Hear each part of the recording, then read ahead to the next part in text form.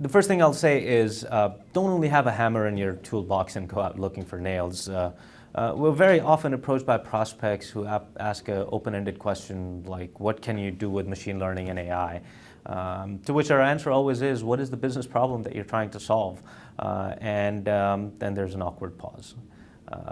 So always have a business value in mind, have a business problem at hand, and then look for tools and techniques and paradigms to be able to solve that problem. Sometimes process automation is not the right answer. You actually need a new application, so you need to think through those things.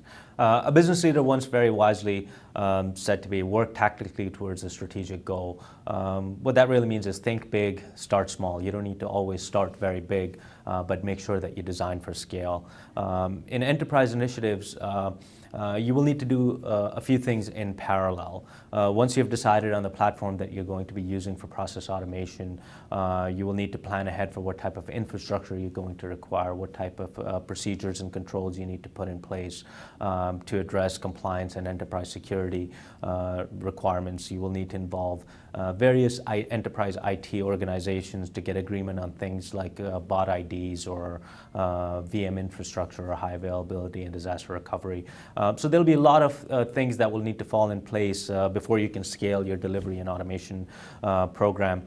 So as you're doing your proof of concepts, we strongly suggest that you think about this scale. You need to start thinking about all the infrastructure, governance and compliance things that need to be in place before you can scale the operation. So later on, when you have scaled your delivery capability, your process automation is not stuck because the infrastructure is not there, or some audit or regulatory or compliance requirement has not been met.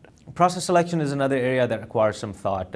Initially, when you go to the business with process automation proposition, they tend to be a little hesitant to give you something meaty to automate. What I mean by that is very often we'll see that the process automation request is for a task that is executed maybe once a month or every quarter, requiring only 1 or 2 FTEs. Automations of these processes are fine for a proof of concept, but they very rarely will yield you the return on investment that the business will be ready to buy. Another thing to look out for is not to think about